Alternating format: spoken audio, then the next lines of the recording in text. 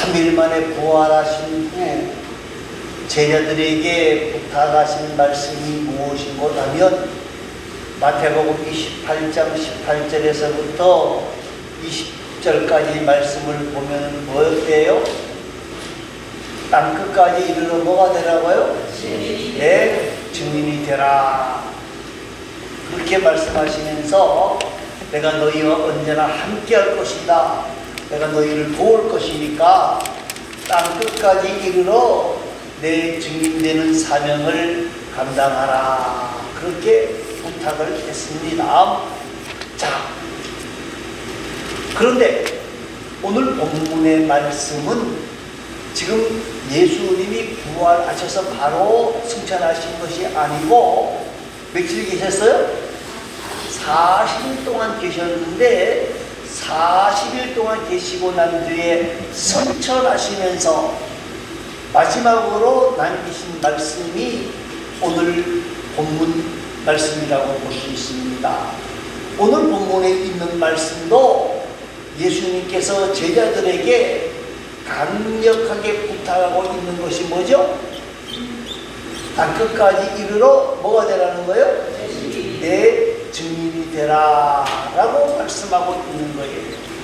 자, 그런데 문제는 뭐고 하면 이 예수님의 제자들뿐만 아니라 승천할 때 보면 몇 명이 있었는고 하면 500명 가까운 사람들이 있었어요.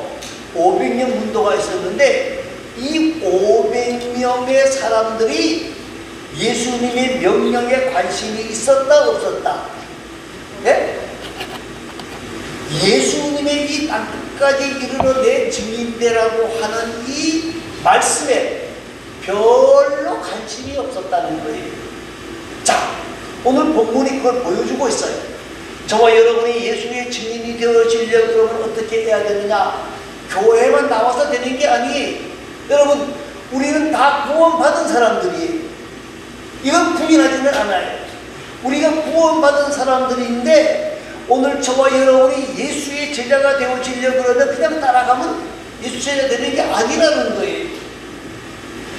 나와 주님의 뜻이 같이 가야 돼. 같이 가야 돼. 그게 증인이 되고 제자가 되어질 수 있는 거예요. 자, 오늘 본문 1절 6절 말씀입니다. 6절 말씀 한번 다 같이 읽어보시기 바랍니다. 6절이에요. 그들이 모였을 때 예수께 여쭈시되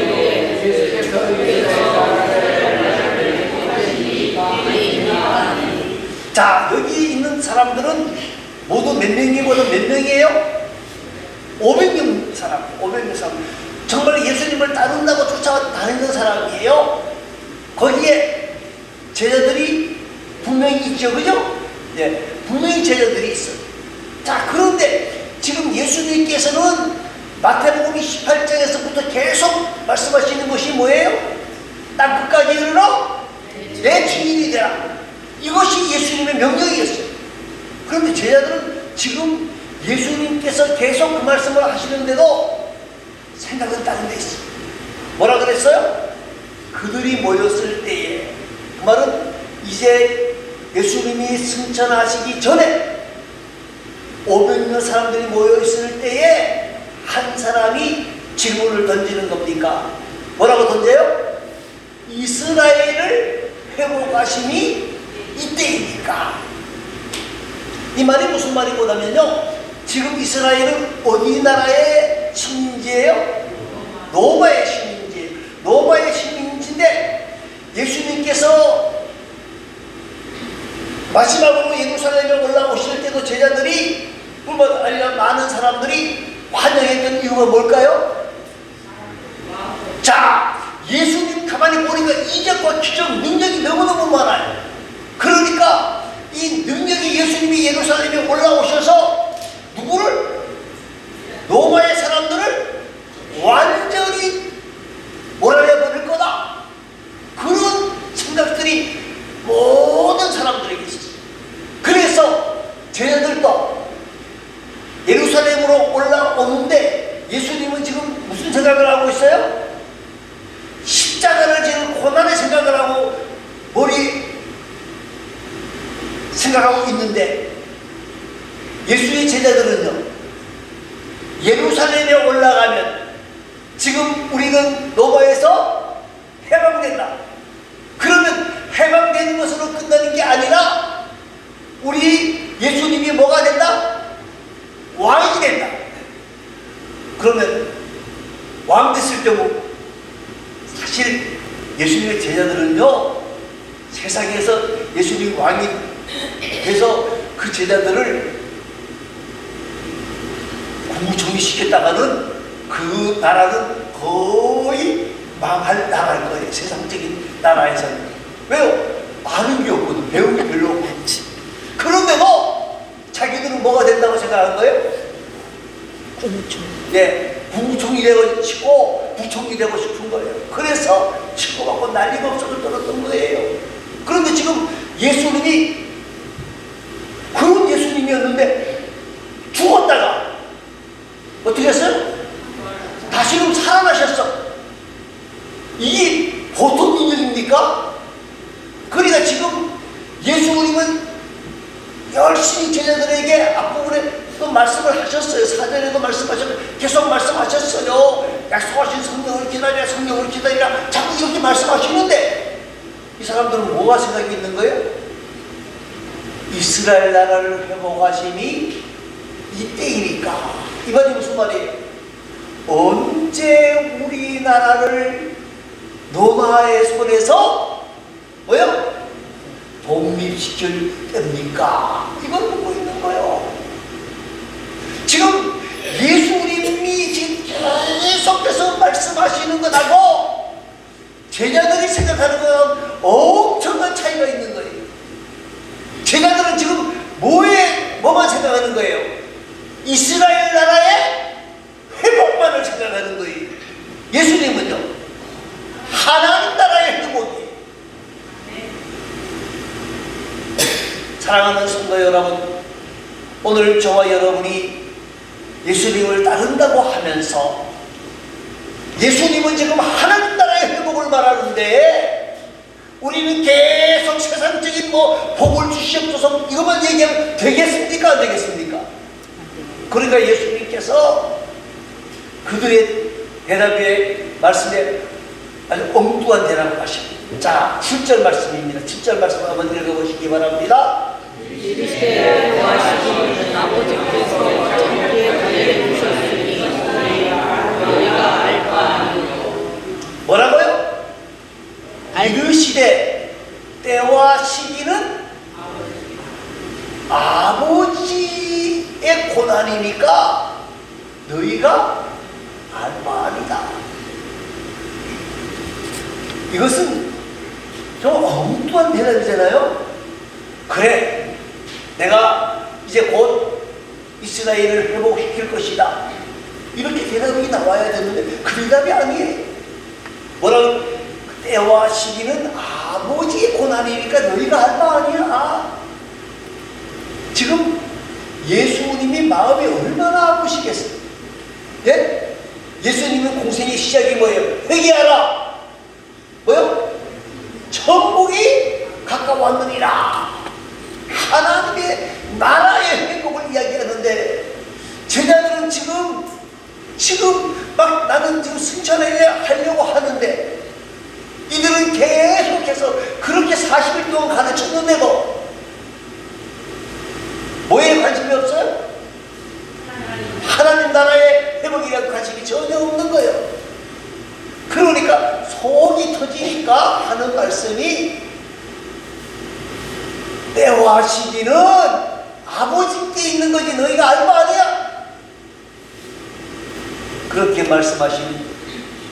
사랑하는 성도 여러분, 오늘 저와 여러분이 말입니다. 예수 믿어서 구원 얻는 거 맞아요. 병 고치는 거 맞아요. 능력을 만나는 것도 맞아요. 그러나 이것이 우리의 구원의 가장 큰 우리의 목표라고 생각하시면 안 돼요. 여러분, 신앙의 본질은 자기 만족에 있는 것이 아니라 신앙의 본질은 하나님의 뜻을 우리가 얼마나 분별하고 따라가느냐 하는 것이 있다는 거예요. 여러분, 하나님의 나라는 먹는 것과 마시는 것 같은 현실적인 문제가 아니라는 거예요. 그렇기 때문에 저와 여러분이 한번 신앙을 점검해 보시기를 바랍니다. 내가 정말 주님이 지금 강력하게 이야기하시는 땅끝까지 이르는 내 주님되라고 하시는 이 사명에 내가 조금이라도 관심이 있는가? 아니면 나는 세상에서 돈 벌고 명예를 얻고 이것에만 관심이 있는가? 한번 점검을 해보셔야 된다는 거예요. 내가 추구하는 목표가 정말로 주님의 뜻과 합치하는가 생각해 보아야 된다는 거예요. 나와 하나님의 뜻이 같이 아니하면 우리의 수고가 헛된 것으로 돌아갈 수밖에 없을 것이라고 저는 보는 거예요. 자, 다시 말씀을 봅니다. 8절 말씀입니다. 8절 한번 읽어보시기 바랍니다. 오직 성령이 너희에게 임하시며 너희가 권능을 받고 예루살렘과 온 유대와 사마리아와 땅 끝까지 주의 당신이 되리라 하시니라. 제자들은 지금 이스라엘 독립하는 일에만 관심이 있어요. 이스라엘을 독립하는 때와 시기는 누구 손에 있어요? 하나님 손에 있어. 아버지 손에 있어. 지금 그게 중요한 게 아니고 지금 예수님이 통독하면서 하시는 말씀이에요. 너희가 해야 할 사명이 있다는 거예요. 오직 성령이 너희에게 임하시면 너희가 권능을 받고 예루살렘과 온 유다와 사마리아와 땅끝까지 증인이 되는 것이 사명이라는 거예요. 사명을 우리가 바로 알아야 돼요. 사명이 뭐지 무엇인지를 바르게 알아야 돼요. 여러분, 우리가 증인되는 사명을 감당하는데 왜 앞부분에 오직 성령이라는 말씀이 임하게 되어지느냐? 여러분, 우리가 증인되는 거, 복음 증거하기 쉬운 게 아니에요. 왜요? 누가 세상 사람들 꽉 잡고 있어요? 사단이 꽉 잡고 있어요. 우리가 사단을 이길 수 있어요? 사단은 영골이. 우리가 못 이겨요. 그러니까 예수님이 강력하게 우리에게 말씀하시는 거예요. 뭐냐? 너희가 증인되어지려면 그러면 뭐를 받아야 된다? 성령의 권능을 받아야 된다는 거예요. 받아야 된다는 거예요. 우리 힘으로 되어지는 게 아니에요.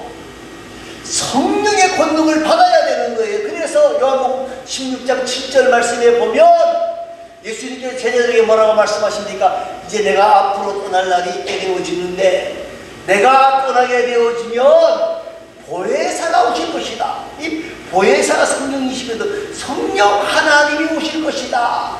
그리고 너희들이 증인되는 일에 도움을 줄 것이다. 그러니 너희는 성령 하나님을 간절하게 사모해라. 그랬어요. 자, 그런데요, 이 말씀을 하실 때에 거기 모여있던 사람들이 몇 명이라 그랬죠? 500명. 정확한 숫자는 딱 없어요. 500명. 넘는지 아닌지 모르겠지만 한 500명. 그런데 이 말씀에 귀를 기울인 사람들이 몇 명이 있어요? 1장 14절 말씀에 보니까 뭐가 나오죠? 더불어 마음을 같이하여 오로지 기도하는 일에 힘썼다. 그러니까 조금 뭐 많긴 합니다만 아주 쉽게 말하면 20%예요. 20%. 그죠? 120명이면 500명에서 20%의 사람들만이 이 말씀에 조금이라도 관심이 있었다는 거예요. 나머지 80% 사람들은요, 뭐 예수님이 그 말씀을 하시는 말씀 관심이 없었어요. 여러분, 오늘날도 마찬가지예요. 이 20%의 법칙은요, 사회가 통용이 되어져. 왜 우리가 증인의 사명을 감당하면서 성령의 충만함을 만나야 되느냐? 우리가 전할 수 있는 능력을 얻을 수 있기 때문에 그래요. 여러분, 성령의 능력만이 생명을 구원할 수 있는 거예요. 우리의 힘으로 되어지는 것이 아니라는 거예요. 우리의 재주로 되어지는 것이 아니라는 거예요. 사람이 변화되어지는 것은요, 내 힘으로 되어지는 게 아니에요. 내성적인 사람이, 소극적인 사람이, 아무 말도 못하는 사람이 성령의 충만함을 만나게 된 능력을 만나게 되어지면 적극적인 사람이 되어지고 담대한 사람이 되어지는 거예요. 여러분, 예수님의 제자들을 보시기 바랍니다. 120년까지도 갈 거 없어요. 이 예수님의 제자들은 어떻게 했어요? 3년 동안 예수님께 배웠어요. 그런데 예수님이 십자가에 갈 상황 되니까 어떻게 해요? 예? 36개 기록이 나왔어요. 아마 그때 올림픽 대회가 있었으면요, 제자들이 1등이 했을 거예요. 36개 기록이 났어요. 그리고 그래도 좀 잘난 척하던 베드로는 차라리 36개 주장하는 놈에게 낫지, 가서 예수님 부인하는 것까지도 그렇지만은 뭐까지 해요? 저주까지 하고 앉았어요. 그런데 이제 사도행전 1장 14절 이후에서 간절히 열흘 동안 기도하다가 보니까 성령의 충만함을 만났어요. 그러니까 이 베드로가 강력하게 설교하잖아요. 말씀 증거하잖아요. 하루에 3,000번씩 돌아오는 역사가 있었어요. 그러니까 대세의 무리들이 뭐라고 말해요?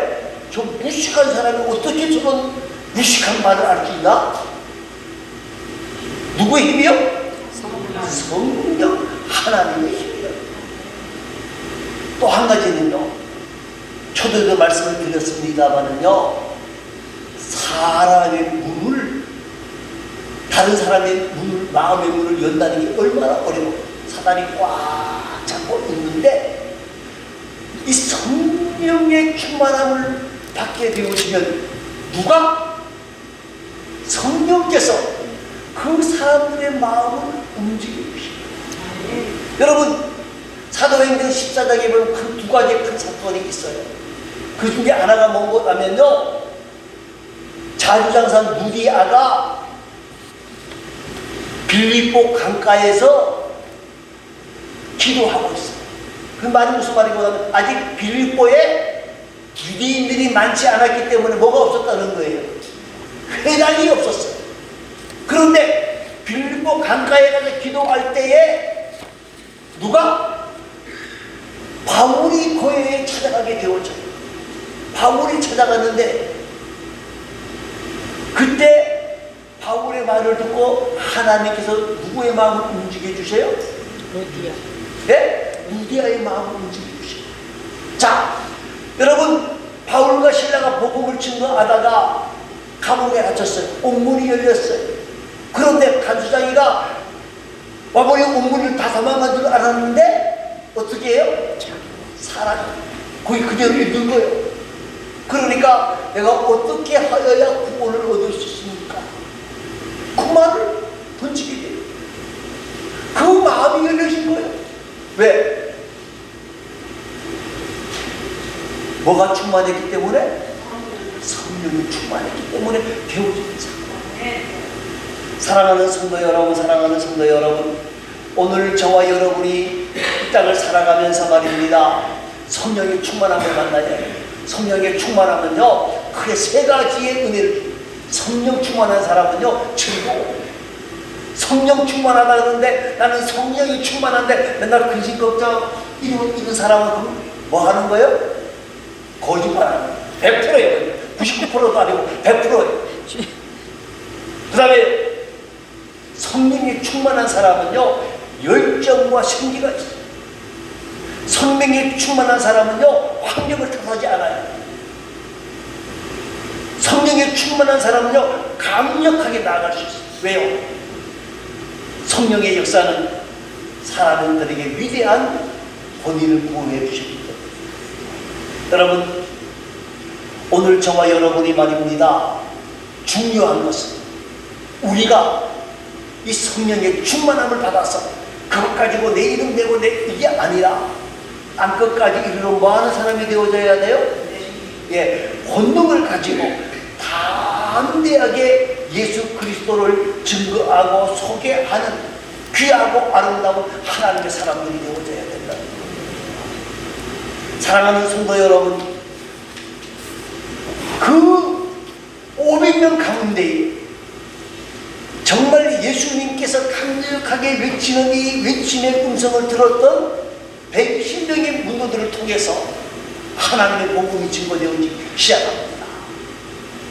성령의 충만한 사람으로 인해서 예루살렘이 변화가 일어나기 시작합니다. 베드로가 선교함으로 인한 말씀을 증거함으로 3,000명의 사람들이 돌아옵니다. 빌립이 사마리아 내려가서 복음을 증거할 때에 사마리아 사람들이 예수 앞으로 돌아와요. 바나바가 안디옥이라서 증거할 때 안디옥이 변화되어집니다.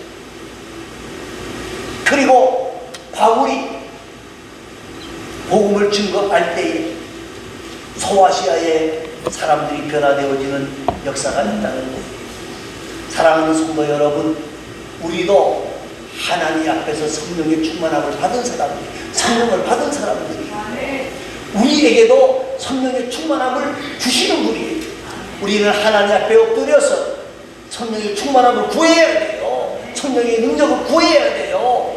그리고 우리는 말입니다, 정말 하나님 앞에서 빚진 자의 자세를 가지고 이 복음을 전하는 일에 최선을 다하는 복되고 아름다운 하나님의 사람들이 되어질 수 있기를 바랍니다. 우리가 충족하게 되어지면 우리는 게으른 종이라고 하는 책망을 받을 수밖에 없다는 사실을 다시 한번 우리 마음에 꼭 기억하시기를 바랍니다. 자, 그러면 11절 말씀을 한번 읽어보시기 바랍니다. 11절 말씀입니다.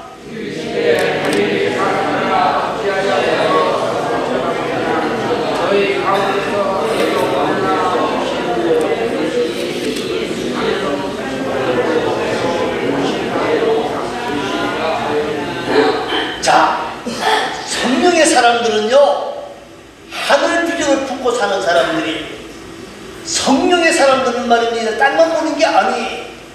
성령의 사람들은 하늘을 바라보는 사람들이, 하나님을 바라보는 사람들.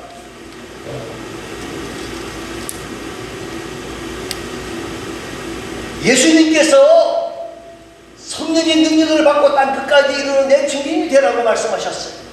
그런데 아직 제자들은 지금 11절은 기도하기 전이에요.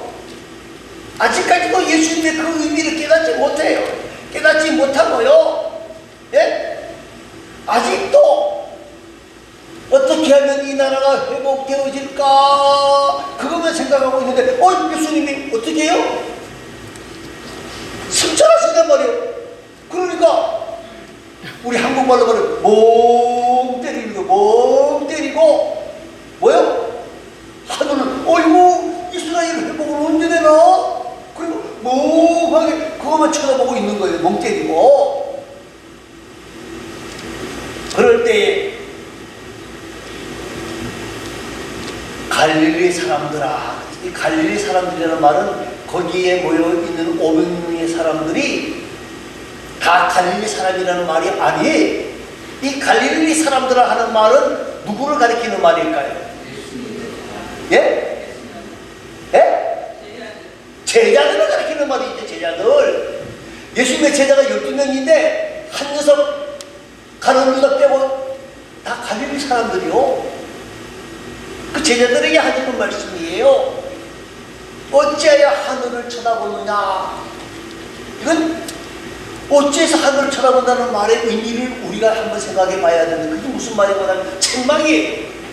야 이놈들아, 내가 그렇게 목매어 강력하게 외쳤는데 뭐요? 아이고 예수님, 그러면 이 나라의 회복을 언제 옵니까? 이 답답한 녀석들아 하고 책망하시는 말씀. 그리고 그 다음 말씀이 뭐예요? 하늘로 가심을 본 그대로 오시리라. 여러분, 같은 방법으로 오신다는 말씀. 그런데 우리가 많은 사람들이 예수님의 재림의 문제만을 이 본문을 보고 이야기를 하는 거예요. 그런데 틀림없어요. 예수님 올라가신 그 모습 그대로 이 땅에 오신 거 분명합니다. 그런데 오늘 전체적인 본문 전체를 봤을 때 뭘 말하고 싶은 거예요? 야, 이놈들아! 정신 차리고 내가 너희들에게 강력하게 부탁한 증인의 사명을 감당해라. 내가 다시 오는 그날에 뭐가 있을 것이다? 칭찬과 상급이 있을 것이다. 그렇게 말씀하고 있는 거예요. 사랑하는 성도 여러분, 우리나라에 선교사들이 온 지가 130년입니다. 그러면 우리나라에 온 선교사들이 미국에서 할 일이 없어서 우리나라에 왔을까요? 예? 공부 못해서? 예? 아니, 우리나라에 온 선교사님들요, 초기 선교사님 굉장히 똑똑한 사람들이고 굉장히 유명한 사람들이고 굉장히 집안이 찐득했던 집안들 사람들이에요. 연세대를 세운 집안이 누구죠? 언도 형님이 굉장한 사람이에요. 언도 집안이 굉장히 멋있는 집안이에요. 그래서 언도우드가 한국에 파송됐기 때문에 형님이 무조건 선교비를 보내는 거예요. 그래서 연세대학이 생긴 거예요. 그 사람들이 먹을 게 없고 입을 게 없어야 한국 가서 어떻게 좀 싹 보고 빼앗아가면 입에서 온 사람들이 아니. 여러분, 우리나라 지금 선교사들을 파송합니다. 많은 선교사들이 가는데 그 중에 문제 있는 사람도 있어요. 여러분, 어디나 간원주자는 있게 되어져 있어요. 여러분, 예수님의 제자 12명 가운데 몇 명 배반했어요? 한 명, 10%. 집사들 가운데 7 집사 가운데 몇 사람이 배반했어요? 한 사람. 그러면 거의 한 15%, 20% 가까이 되겠죠, 그죠? 어디나 있어요. 목사도 마찬가지고요. 목사도 10%는 가짜예요. 내가 가짜에 안 들어가려고 지금 노력하고 있는 중인데 10%는 가짜예요. 그거 분명해요. 장로도 마찬가지고 집사는 15%, 20%예요. 구원 받았을지는 몰라도, 예? 자, 왜 제가 이야기를 하느냐? 여러분, 사도 바울이 말입니다. 왜 복음을 전하게 되었습니까? 사도 바울은요, 로마의 신권 하나만 가지고도 그 사람이 빡빡 치는 사람이에요. 그런데 거기에 공부도 잘했어요. 거기에 권력도 있어, 돈도 있어, 명예도 있어, 다 있어요. 이 기부수 하나만 가지고 안 돼요. 기부수 다 해야 돼. 발에도 기부수하고, 예? 그 정도로 우리로 말하면, 지금으로 말하면 금수저예요. 근데 왜 복음 증거를 갔을까? 하나님 앞에서 자기의 사명이 뭔지를 알았다는 거예요. 그거 다 내려놓고, 그래서 마지막 순간에 디모데후서 4장 6절에서 뭐라고 말합니까? 이제 내가 떠날 기약이 가까웠노라. 나에게 하나님이 뭘 주실 것이다? 예, 멸류관 주실 것이다. 나뿐만 아니라 그것을 사모하는 모든 자들에게, 너희들에게도 하나님이 상을 주실 것이다. 멸류관 주실 것이다. 고백하고 있어요. 사랑하는 성도 여러분, 오늘 저와 여러분이 말입니다. 그냥 쫓아가면 안 돼요. 하나님의 뜻이 뭔지를 우리가 알아야 돼요. 하나님의 뜻이 뭔지를 알아야 돼요. 우리 뜻과 하나님의 뜻이 같아야 되는데, 지금 하나님은, 예수님은 하나님 나라의 회복을 말하는데, 이스라엘 백성들은, 제자들은 뭘 말해요? 이스라엘이 독립된 그것만 말하고 앉아있어요. 그리고 따라다닌단 말이에요. 여러분, 가론유다도 그렇고요, 니고라도 그렇고, 다 그래서 배반한 거예요. 그걸 사랑하는 성도 여러분, 우리는 정말 예수님이 간곡하게 이야기했던 이 말씀을 기억해야 해요. 그 예수님이 마지막 순간까지도 말을 하는데 멍하니 쳐다보면서 이러지 마시고, 저와 여러분이 정말 복음을 들어야 될 사람들이 많이 있는 시대입니다. 여러분, 그들이 복음을 들을 수 있는 그런 자리에 들어갈 수 있도록 우리가 성령의 충만함을 받고 담대하게 복음을 증거하고 외치는 가운데에 하나님 앞에서 진짜가 상급을 받을 뿐만 아니라 이 땅에서도 사람들에게 인정과 사랑받는 우리의 삶이 되어질 수 있기를 간절히 소망합니다. 기도하겠습니다.